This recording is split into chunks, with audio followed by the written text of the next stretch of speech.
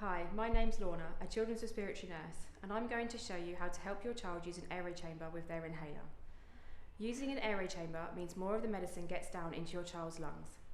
Getting the technique correct is very important, and this may take a few attempts to get right and feel comfortable for your child.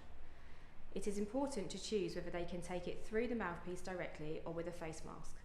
As a rule, using the face mask is appropriate for children up to the age of 5 years, with those over 5 being taught how to use the mouthpiece. A healthcare professional can help with this. When giving an inhaler through the AeroChamber with mask, you may feel more comfortable trying out different positions to see what is best for you and your child.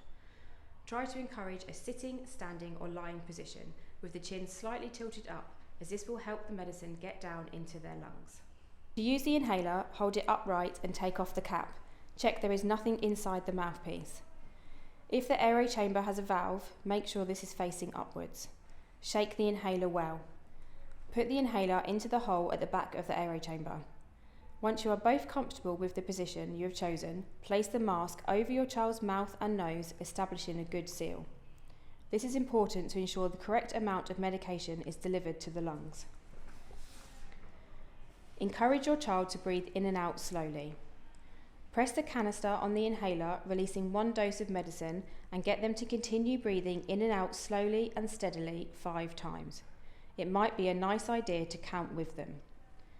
Remove the mask from your child's face and wait 30 seconds to 1 minute, and repeat the steps again until the correct number of doses have been given. Always remember to shake the inhaler between puffs.